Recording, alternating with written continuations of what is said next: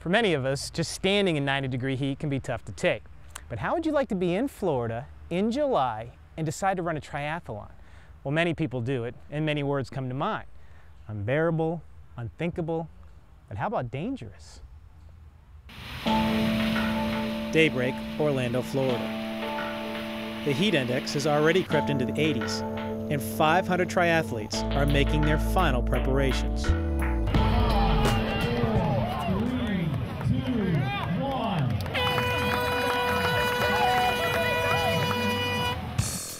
This July triathlon starts with a half-mile swim. The water temperature, a clammy 72 degrees. A concern for tri-maniac Shannon Bittinger. When you get in the swim and you're nervous and you haven't...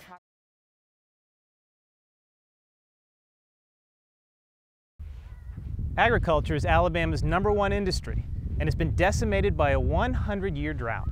Crops have been crippled, and farmers, well, they're left looking for answers. Parched earth, stunted crops, empty, scorched fields, something generations of farmers in this area are not accustomed to. Been here 52 years. Never seen nothing like this before in my life. This is the worst drought we've ever had. They say it's 118 years since we've had this kind of drought, and if I don't see one for another 118 years, it won't be too soon. Down 20 inches of rain since June of 2006, it's a drought that's virtually wiped out 2 consecutive growing seasons. Without a shadow of a doubt, when you combine last year and this year.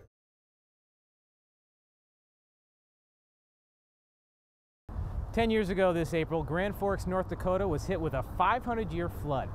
The Red River crested at 26 feet above flood stage. 83% of the town's homes were damaged, and 60,000 tons of debris had to be hauled off. The images are breathtaking, and the stories amazing. We knew that there was no point that we would ever be coming back there, and as it turned out, it was ruled part of the floodplain, and every house had to be torn down. I never knew until about 2 years later, but after the flood, my wife came down here every day and would sit down here and cry for about 10 minutes, then go home, carry on with her life. It's just that the flood took our home, our memories, our neighborhood, our friends.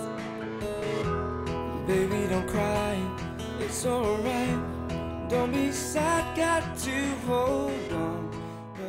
I guess it was just my way of dealing with the loss that our family had incurred. We can start all over again.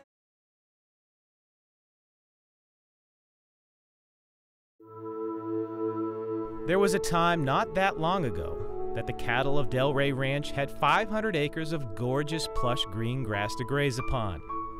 That was then, and this is now. Del's husband Ray, who first worked on this farm 40 years ago, says it's the first time 3 of the 4 ponds on property have dried up. Unfortunately, the 4th is not that far behind. He's watching the level. I don't know how many days it will last.